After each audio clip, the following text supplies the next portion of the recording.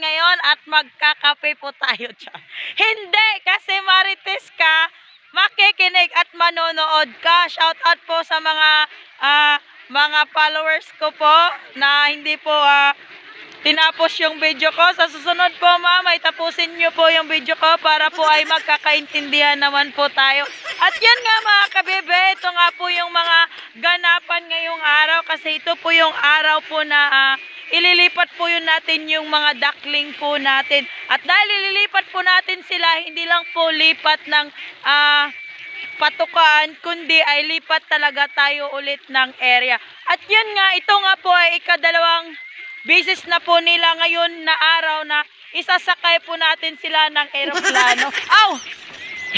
Hindi, Bongo, kasi baka sabihin na naman, iba na naman yung pagkaintindi niya. At yun nga, kasi nga ililipat po natin ngayong araw na po to, yung mga alagang duckling po natin. Ngayon po ay ika 2 months po ng mga duckling po natin mga kabebe. Kasi nga last time, yung last videos ko po, mga mag-isang buwan na din, ay 2 weeks pa lang po yung mga alagang duckling po natin ay nakasakay na po sila ng eroplano. Ay, Bongo pala. Isinakay na po natin sila sa Bongo mga kabebe. Kasi nga ay itinawid natin sila sa area kung yung bang medyo malayo-layo po. Kasi nga kung saan yung ani ay andun din po kami.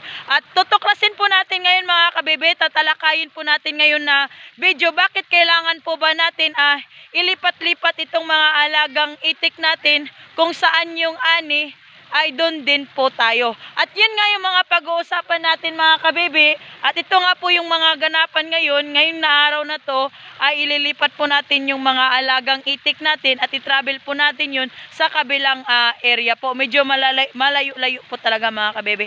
At yun nga, isasakay po natin sila ngayon sa Bongo. Ito po yung ikadalawang beses po natin sila na isasakay. Ito po mga duckling natin mga kabebe ay 2 months po ngayong araw na to. Kaya nga mga kabebe ay itong mga alagang itik po natin, kailangan po talaga natin sila ilipat ng area.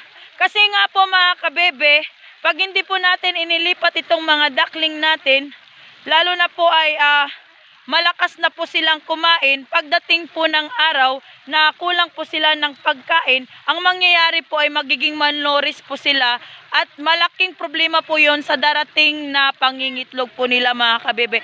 Imbes na 6 months po ay pwede na silang mangitlog, ang mangyayari po ay lalampas pa doon kasi nga ay ngayon po na maliliit pa lang sila ay kulang na ng pagkain. Kaya ito po yung paraan natin mga kabebe ng pag-aalaga po ng mga duckling kung saan nga po yung ani ay andun din po kami. At yun mga kabebe kasi itong mga alagang duckling natin 2 months na din po ngayong araw. Kaya nga itong mga duckling natin ay sobrang maliliksi, malakas kumain, sobrang malikot. At yun nga, kailangan talaga nila ng kain-kain po talaga. Dapat po itong mga duckling natin na 2 buwan na po ay hindi po natin sila kanabitang papas mo ba yung makukulangan sila ng pagkain. Dapat talaga ipapakainin natin.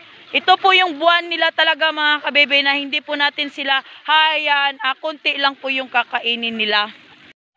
Ito po yung problema din po isa sa mga kabebe kung bakit kailangan po natin ilipat-lipat itong mga alagang itik natin. Lalo na pag ganitong gala po or pastulan po yung hanap natin. Totoo po mga kabebe, nakakatipid po talaga tayo sobra-sobra dito sa pag-aalaga po ng duckling, lalo na po at ganitong free range po yung mga paglalagyan po natin sa kanila. At yun nga, dahil nga ay nakakatipid nga tayo, doon naman tayo babawi sa pag-tracking naman po, yung pag-travel. Yun nga mga kabebe, hindi naman po gaano kalaki yung ibabayad natin sa sasakyan na arkirahan natin, kundi ay depende yun sa area na paglalagyan natin or layo ng area po. At yun nga, kasi nga free range po yung paraan po ng pag-aalaga po ng duckling. Kaya nga po, ganito pong area na patapos na po yung anihan, ay alanganin na po tayo dito kasi nga ay malaking problema yon kasi katulad na lang po ng mga last previous post ko po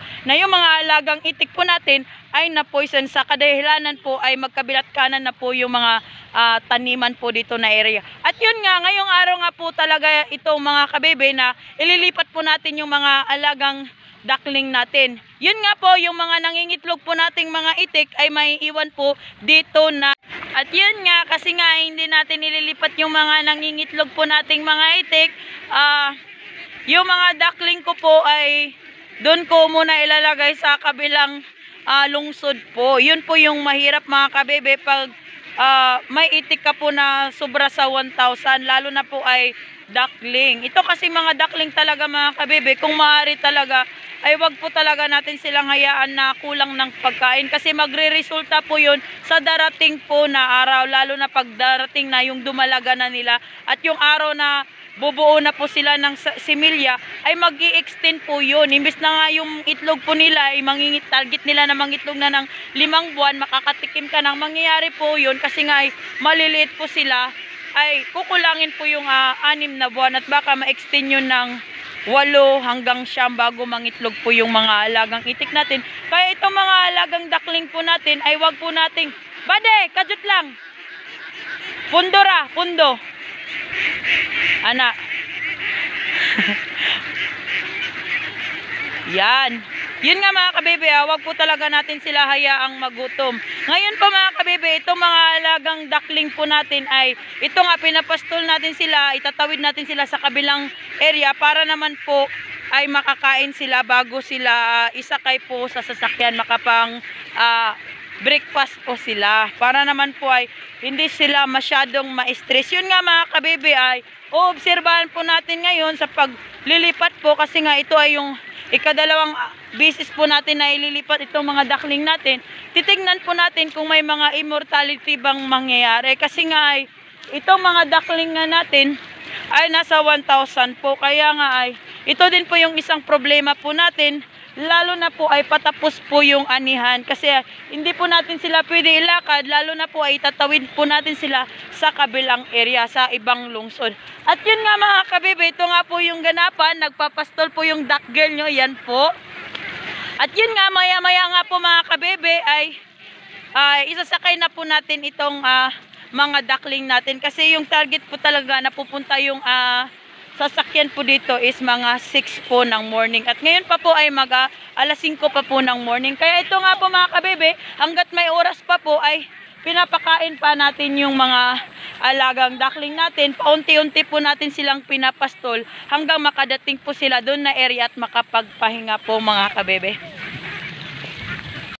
At yun nga mga kabebe, andito na po tayo ulit sa bagong area po kung saan ay ililipat po natin yung mga alagang itik natin mga kabebe. At yun nga mga kabebe, mga alas 6 po ng morning, ito po yung sinakyan po natin. Ito po yung ginawang sasakyan po ng mga alagang duckling natin para naman po ay malipat po dito sa area. At yun nga, ito pong sasakyan na to mga kabebe ay hinati po ito ng 3 kubicle po. Bale, yung mga alagang itik natin kasi medyo marami-rami din ay hinati din po natin sila sa 3 para naman po ay maiwasan po natin yung pagsapaw-sapaw, yung sobrang dikit po nila kasi yun po talaga yung number 1 na iiwasan natin para maiwas immortality po tayo. At yun nga, dahil nga ay sa ganitong paraan po mga kabebe ay ilalagay po natin sa area na bagong area katulad po nito. Yun nga, nagugol nga po tayo ng 1 oras po yung lipatan po yung oras po ng biyahe po natin papunta po dito sa bagong area. At yun nga, kasi nga hindi din natin maiiwasan yung mga immortality. Lalo na po at sa ganitong paraan po ng pag-aalaga po ng itik, yung free range or pastol po or gala po, ay hindi po talaga natin maiiwasan yun mga kabebe. Lalo na po ay mahaba-haba po yung biyahe po natin. At dahil nga din po mga kabebe, ito po ay 2 months po ng mga duckling po natin ng pag-aalaga. Ito po ay 2 beses po na silang i-travel po. Noong una po ay 2 weeks pa lang po yung mga duckling natin at ngayon po na 2 buwan na po sila ay linipat na naman po natin sila at isinakay na naman po natin ulit sila sa bunggo. At yun nga, dahil nga ganito yung paraan po ng pag-aalaga natin ng itik, ito po yung mahirap na sitwasyon po kasi nga kung sa area na pinaglagyan mo po ng mga alagang itik mo ay wala nang makain, agad-agad ka talaga hahanap ng area kung saan mo na naman sila ililipat. Yun nga ay pahirapan nga po talaga tayo. Ito din po yung isang problema po ng gala po kasi nga ay hindi po tayo nag-i-stay ng isang lugar kung saan yung mga alagang itik po natin ay palipat-lipat po ng area. Katulad po nitong duckling. Kasi ito pong duckling mga kabebe is 2 buwan. Ito po yung critical stage po ng mga alagang duckling, lalo na po at ililipat po natin sila ng area at isasakay po natin sila sa sakyan. At yun nga yung iniiwasan natin pag marami ka pong mga alagang itik at plano mo yung ganitong paraan po ng pag-aalaga. Kaya po mga kabibi ay hanapan mo talaga ng paraan na hindi po sila magdikit-dikit kasi yun yung problema at baka kasi ay malagasan po tayo. Lalo na po at itong mga alagang duckling natin ay 2 months po, sobra po silang malikot. At yun nga, kain talaga na kain po. Yung ganitong stage po mga kabebe, ay kailangan mo talaga sila na lagyan ng malawak na area or free range po para yung mga alagang itik natin ay makagalaw at makakain po ng wasto para sa pagdating po ng araw po ay hindi po maapektuhan yung mga similya nila kung 5 months nga ay makakatikim ka po ng mga puting ginto po nila. At yun nga, kasi nga kabilaan yung mga itik dito, kailangan po natin net po, ginamitan po natin ng net para naman po yung mga alagang duckling natin ay makagalaw-galaw po talaga na hindi po tayo mag-alala kung saan na po napupunta. At yun nga, ito nga po yung paraan po ng paglalagay po ng mga itik at dito po nga natin isinakay sa bunggo. Yun nga, hinati po natin sa 3 at ganun din po yung paraan ng pagpapababa din po natin sa kanila sa bunggo at automatic na po yun sa area kung saan yung area ay bago po at number 1 po talaga na hinahanap natin pag maglilipat po talaga tayo ay matubig po yung area. At yun nga, dito na nga po tayo sa bagong area mga kabebe at bagong area na naman to sa mga alagang itik natin at gagawa na naman po ulit tayo ng simpleng barong-barong na naman po kung saan ay mga ilang buwan din po tayo dito. Ganito po yung buhay po ng pag-aalaga po ng duckling, 1 buwan mahigit, lalo na pag ganitong area po mga kabebe na medyo malawak-lawak po. Kaya nga ito pag-aalaga po talaga ng duckling ay sobrang risky po talaga. At yun nga ay maya-maya po ay gagawa ulit po tayo ng bagong area na naman po nila na paglalagyan po. At yun nga mga kabebe ay tapos na natin po. Ito po yung barong-barong po natin na sinasabi ko, simpleng barong-barong lang po. At ito naman po yung simpleng barong-barong lang din po ng mga alagang itik po natin mga kabebe. Ito nga po mga kabebe kasi nga po ay nililipat na po natin yung mga alagang itik po natin na mga duckling. Yung bahay po nila mga kabebe ay in-expandan po natin kasi nga po ay malalaki na po sila at masyado po silang sensitive po ngayon. Kasi nga 2 months na po yung mga alagang itik natin, yung mga balahibo po nila na tumutubo, yun po yung masakit sa kanila mga kabebe. Kaya nga pag may duckling po kayo, huwag po kayong magugulat kung yung mga alagang duckling nyo po ay sobrang iingay po. Yung iyak na iyak, yung takbo ng takbo, lipad ng lipad. Kasi nga, kunting kibot lang po ay yung mga alagang itik natin ay nagpapabebe na po talaga. At yun nga, yung bahay nga ng mga alagang itik natin ay daritso po talaga sa area mga kabebe. Kung saan po ay paglabas po nila ay kapalayan na po. Ito po yung maganda mga kabebe dito po sa area kasi nga dito nga malawak po talaga yung kapalayan po dito. Lalo na po itong mga duckling natin ay sobra pong kumain yung ganun talaga na ganun. At yun nga kasi nga ipatapos na nga po yung paggagawa po ng mga bahay po na alagang itik natin. Tas ito po din yung simpleng barong-barong. Then, at yun nga mga kabebe, bago po tayo nakatawid dito na area, may mga area din po na dadaanan po natin na may mga tulpi po. Yun po yun ang sinasabi or nagtatanong po yung iba kung may certificate ba or permit ba kung tatawid dito. Yun po mga kabebe, depende yun sa area kung saan po natin ilalagay po yung mga alagang itik. Katulad po nito mga kabebe, ito po yung daanan at may taga sa exit po, may nagpapara po or titignan po kung may permit po ba yung mga alagang itik natin. At yun nga, kasi nga ay 2 months na po tayo mga kabebe, itong mga alagang duckling natin ay medyo marami na po yung mga pagbabago. Nakita nyo naman po itong balahibo po ng alagang itik natin. Ibang iba po sa day 1 hanggang sa 1 month at ngayon na 2 months na po yung mga alagang duckling po natin.